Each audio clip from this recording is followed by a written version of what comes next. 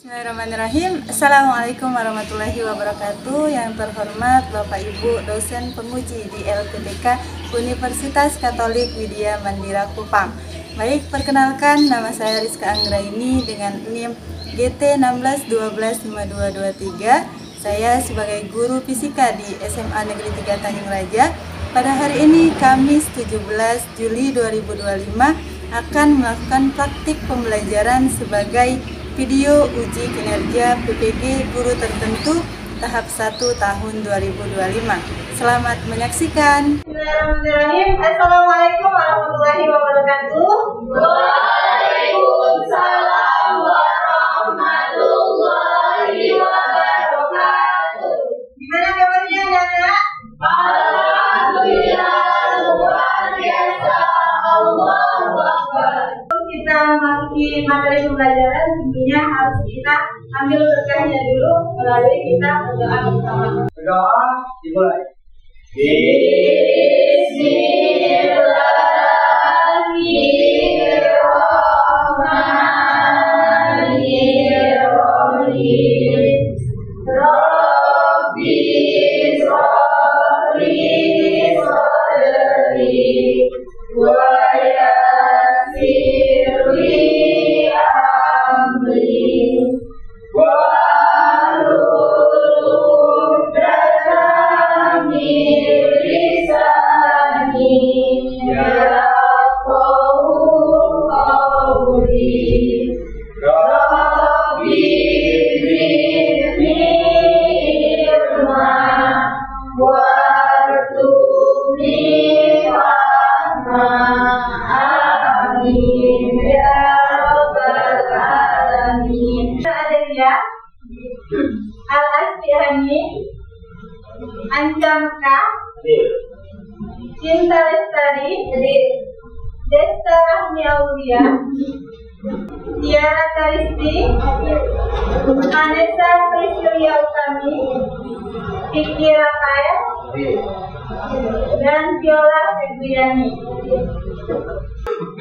Oke, kita sudah cek kehadiran. Mari kita menyanyikan lagu Indonesia Raya. Untuk itu, Ibu minta tolong Viola sebagai pemandu.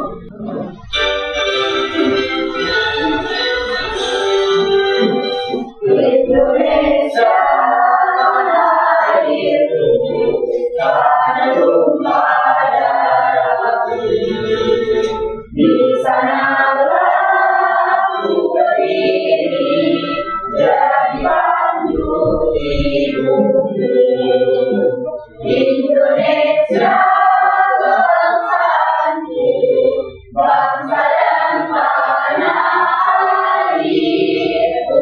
Marilah kita bersatu, Indonesia bersatu. Hiduplah tanahku, hiduplah negeriku, bangsaku, rakyatku semuanya. Bangunlah jiwanya, bangunlah badannya untuk Indonesia Raya. Indonesia Raya, merdeka, merdeka, tanahku, negeriku yang ku cinta. Indonesia Raya, merdeka, merdeka, hiduplah Indonesia Raya. Merdeka, merdeka, tanahku, negeriku yang ku cinta. Indonesia Raya, merdeka, merdeka, hiduplah Indonesia Raya. Hari ini, insya Allah kita akan belajar terkait materi pengukuran. Biasanya kita mengukur baju, bahan ya, untuk membuat baju.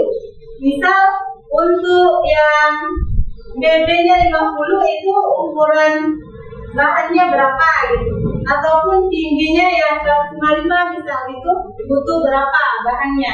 Tentu itu akan menjadi sangat penting sekali untuk kita pelajari.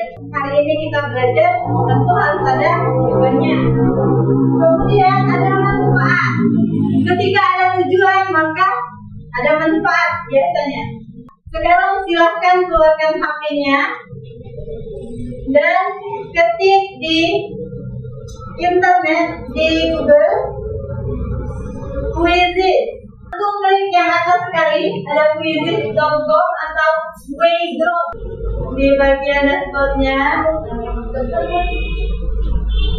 langsung ada keterangan join kode.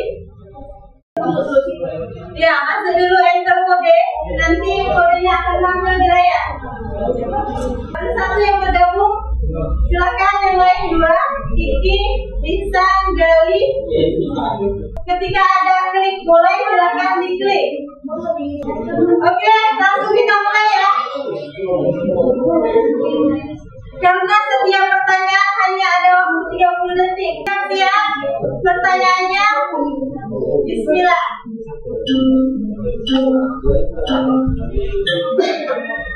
Go.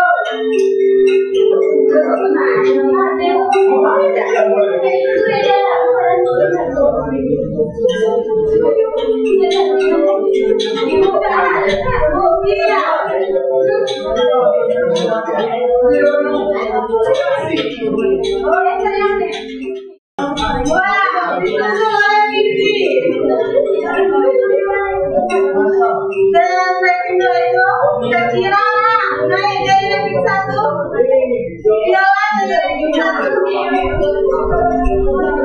Ayo semangat. Wah, masih bertahan kira-kira. Oke, kita boleh flip atau ulang ya. Sampai 10 soal.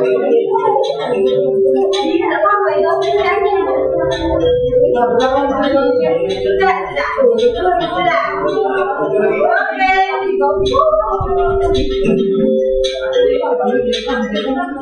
Garis ke bawah ini saya kira sudah selesai. Sani satu lagi sepertinya. Irfan 2 lagi atau 3 lagi. Sudah selesai. Inilah kira-kira gambaran untuk kita nanti komunikasi ya. Sudah, silakan ditaruh lagi HP-nya, kita buka HP ini. Ada 2 pertanyaan pemantik di sini. Boleh mau minta tolong Isa, bacain yang pertama Isa. Ya, benar. Mengapa untuk mengukur diameter gelas menggunakan diagram lorong bukan menggunakan garis? Jadi ketika kita selesai belajar ini, mudah-mudahan kalian dapat melakukan pengukuran panjang dengan diameter dalam gelas dengan benar. Iya, harus ada keterangan dengan benarnya ya. Kalau misal kita mau menguji kompetensi itu. Kemudian yang kedua, kita nanti dapat membedakan beberapa alat ukur panjang.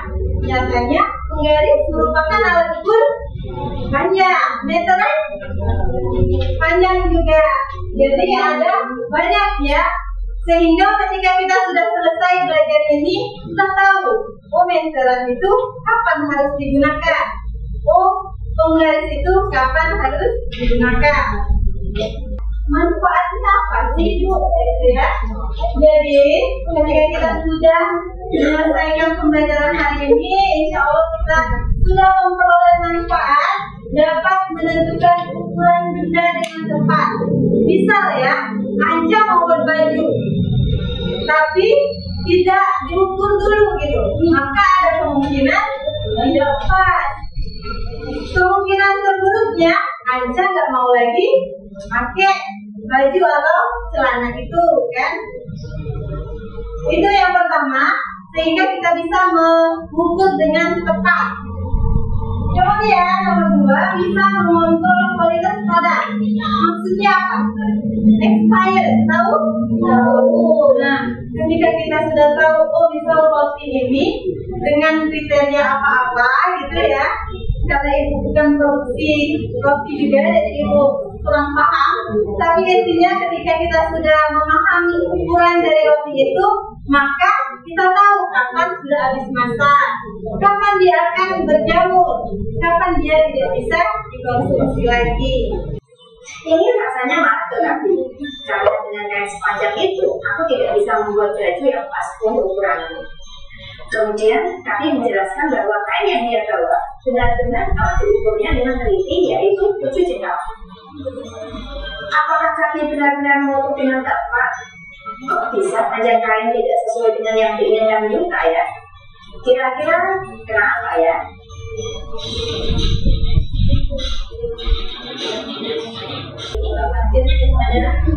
Benar-benar yang terbaik tapi mengukur juga bisa diulang kalau memang sekiranya hasilnya itu yang terbaik. Contohnya nih, saat kita membatik, kita kan membutuhkan bahan-bahan atau obat-obat untuk membatik.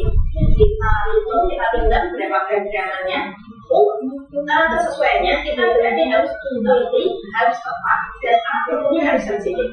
Contohnya nih, untuk timbangan manual dan juga timbangan digital tentu akan berbeda ketepatan, ketelitian, serta sensitivitasnya. Nah, ini yang akan menjadi karakteristik suatu alat ukur. Apa saja sih karakteristik alat ukur yang harus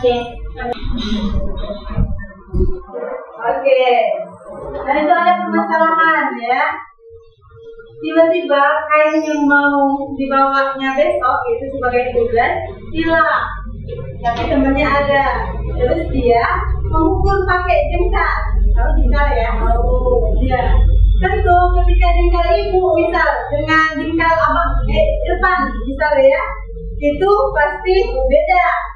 Mungkin jengkal ibu lebih kecil dibandingkan Irfan pun yang lainnya, sehingga kita butuh yang namanya suatu alat ukur yang berlaku menyeluruh. Bisa Mister ya, Mister kan mau ibu yang pakai atau Syakira atau untuk Fitria yang pakai, tetap ini menyatakan 15 cm. Kelinci lari di tempat berputar. Agak dipercepat ya. Kelinci berputar. Kelinci melompat. Kelinci lari di tempat. Kelinci melompat. Hampir ini ya, mau berputar. Kelinci berputar. Kelinci melompat. Ayo bangun. Berputar nanti lompat, nanti lari di depan ya. Oke, sekali lagi. Kelinci lari di tempat. Kelinci melompat. Kelinci berputar. Oke, bersara dan saluran. Bahkan, jadi silakan masing-masing kelompok tetap memperhatikan ibu juga kemarinnya ya, terkait besaran dan satuan. Jadi ketika kalian kelas 7 SMP dan kelas 10 SMA, pasti kalian ketemu materi ini di fisika, karena memang basic dasarnya fisika itu di sini. Ketika kalian tidak menguasai di bagian ini, maka akan kesulitan depannya. Besaran dan satuan, kita ke besaran dulu. Ada yang tahu besaran itu ada berapa? 2. Kalau ada yang tahu boleh angkat tangan juga ya. Di sini ada apa saja?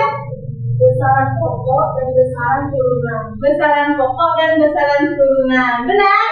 Benar. Iya, ada 2 ya. Besaran pokok, besaran turunan.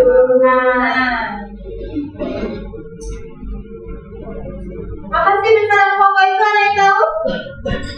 Sani, boleh? Besarannya ditetapkan satuannya dan tidak tergantung pada besaran lain. Oke, besaran yang sudah ditetapkan satuannya ya. Nanti kita akan bahas beberapa yang termasuk di besaran pokok. Ada Salah. Biasanya ibu singkat dengan apa? Jiwa SMP. Kalau kalian sudah SMA ya. J itu menyatakan jumlah zat. I itu menyatakan intensitas cahaya. W itu apa? Waktu. Ya, waktu yang sangat penting untuk dimaksimalkan ya. A itu apa? Arus listrik. Ya. Panas sekali. Nah, itu ya yang menyatakan suhu. Massa. Memang enggak. Jelek. P itu panjang. Jadi bisa kita singkat dengan jiwa SMP. Ini apa namanya? Besaran pokok. Sekarang kita ke satuannya. Ada yang tahu satuan itu apa? Pembanding dalam suatu pengumpulan besaran. Iya, pembandingnya gitu ya. Misal, salah nggak ketika ibu nyebutin ibu berat badannya 150 cm? Salah ya? Iya, atau tidak tepat. Yang tepatnya dia pakai satuan kilogram. Yang menyatakan apa? Kalau kilogram? Massa. Kita ke intensitas cahaya dulu, itu apa satuannya? CD atau kandela. Ingat namanya? Jangka sorong. Bisa disorong. Ini contohnya ya. Ini ada pengunci. Jadi ketika ada kunci, kalau pintu bisa masuk dah? Tidak. Nah, begitu pun ini. Kalau misal masih ini ada kuat gitu ya, maka ini tidak bisa terbuka. Sehingga kita harus membuka penguncinya dulu ya. Nah, ini ada yang bagian yang kecilnya, sehingga ini bisa mengukur kedalaman. Misal kalian mau mengukur kedalaman yang bagian ini ya, jadi sangat sulit kalau kita menggunakan mistal tadi. Nah, bakalan sesuai ya. Maka jauh sekali orang fisika ini. Jadi dia menciptakan alat ini sehingga bisa kita sesuaikan. Nanti kan berarti yang paling pas itu berapa, dan kita lihat hasilnya. Di sini juga ada skala utama dan skala non-use. Skala utama itu yang di sini, kalau skala non-use yang kecil, dikit, bukan ya. Nah, ini skala utama, ini skala non-use.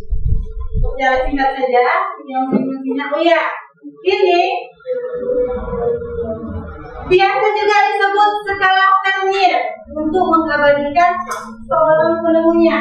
Misal ada yang menemukan sesuatu nantinya, mudah-mudahan ya, maka akan disebut misal apa, kayak relativitas Einstein ya. Misal ada relativitas yang kedua, relativitas Gustav misalnya. Ya, itu bisa saja ya, tidak menutup kemungkinan. Jadi untuk energinya itu penting ya untuk diingat 0,01 cm atau 0,1 mm sesuai yang ada di alat ukurnya. Kenapa itu penting? Karena di dalam pengukuran perhitungan hasil pengukurannya perlu dikalikan dengan penelitiannya. Oke, secara singkat ini ya, bisa kalian lihat, nanti bisa kalian pegang dan juga kalian sesuaikan. Nah, ada cara membaca jangka sorong. Tentunya kita harus memegang ini dulu ya, apa yang mau kita ukur. Kemudian rahang, dia kan ada rahangnya. Nah, rahang terbuka berarti itu belum pas kalau seandainya mau kita pukul saat itu juga, sehingga kita perlu disesuaikan dulu. Nah, nanti terakhir kalau sudah pas sama yang mau kita ukur, nanti ada suara klik gitu. Nah, berarti itu tandanya sudah siap untuk dilihat hasil. Oke, aman? Nah, lihat aja, terus dibaca. Objeknya apa? Nah, ya, lagi boleh. Besarnya apa yang kita ukur? Diameter belah. Terus hasilnya lihat. Oke? Iya, paskan. Paskannya. Atau ada ini. Nah, satunya apa? Lihat di sana. Kalian pakai yang mana? Milimeter, senti. Tapi kalau jangka tolong kita pakainya sentimeter. Juga, tapi pakai bisa. Ya boleh, bebas mau yang atas pakai jangka tolong, mau pakai mister dulu. Nanti kita akan ngebandingin mana yang paling tepat ketika kita pakai mister kah atau pakai jangka tolong untuk mengukur diameter dalam bilah, ya. Nah, ya dulu dalam saja. Karena sulit dijangkau itu jalan. Siapa koma berapa? 5 koma berapa? Sesuai nggak dengan kali lihat 0,01 sentimeter. Pilih yang mana dulu? Yang sekarang center. Ya, 5,5 itu skala utama. Skala limitnya lihat yang paling lurus antara skala limit dan skala utama yang paling lurus.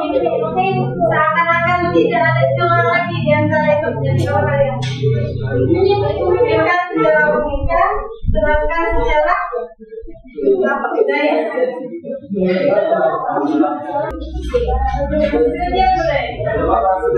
Kita ke dalam saja ya, yang luar. Nah, pas itu ya kalau sama yang lurus, yang panjang, ada skala limit yang pendeknya.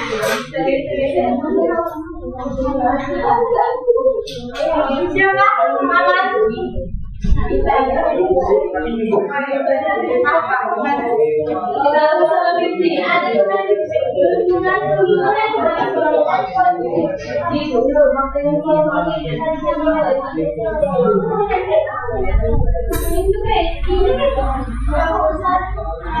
Masalah yang diukur apa? Diameter belah. Assalamualaikum warahmatullahi wabarakatuh. Waalaikumsalam warahmatullahi wabarakatuh. Kami di sini dari kelompok 5 ingin mempresentasikan hasil diskusi kami. Saya sekarang sebagai moderator dan hasil diskusi kami akan dibacakan oleh Isni. Pada Isni saya silakan. Yang pertama-tama, kami mengukur objek gelas menggunakan besaran jangka sorong. Hasil pengamatannya ialah 6,4 cm. Sedangkan gelas yang diukur menggunakan penggaris hasilnya 6,8 cm. Yang kedua,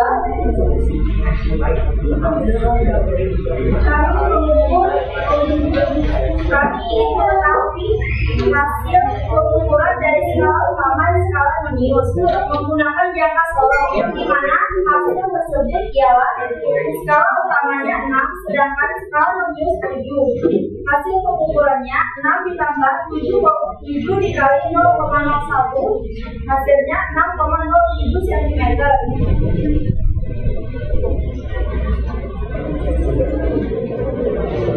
Selanjutnya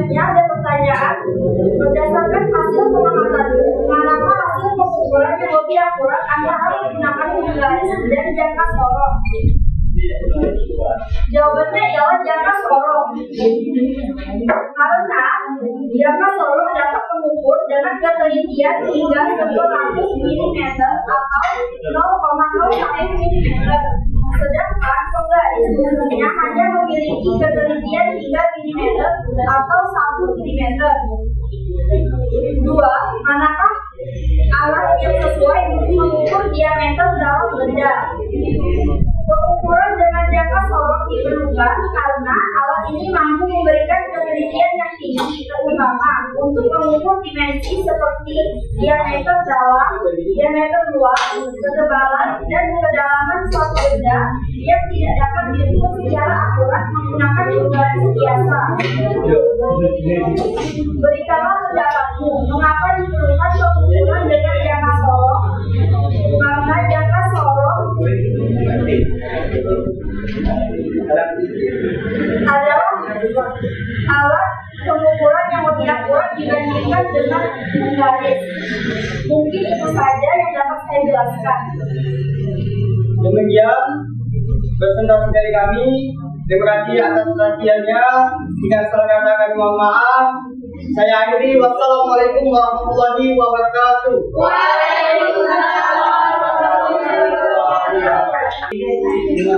Oke, alat sepertinya sudah semakin menyusun. Anda baik. Nah, kita selesai.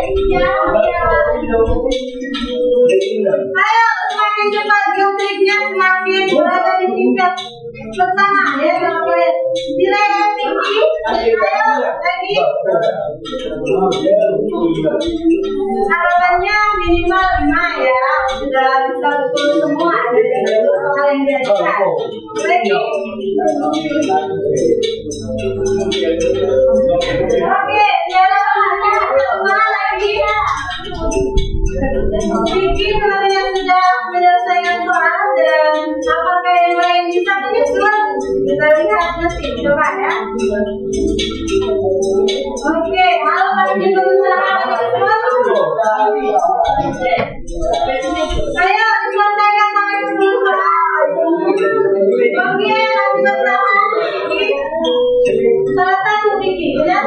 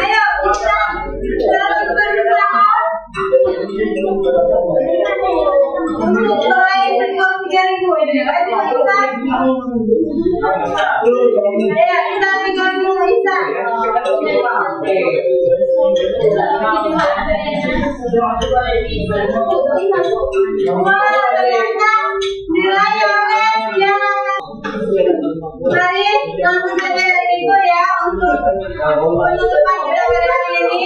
Namun sebelum kita pulang nanti kita doa terlebih dahulu. Dari Ibu itu saja. Mohon maaf atas segala kekurangan kepada Allah Subhanahu wa taala. Semoga kesalahan ini bisa terus kita pertahankan ke depannya. Sebelum kita pulang, mari kita berdoa terlebih dahulu dengan ikhlas.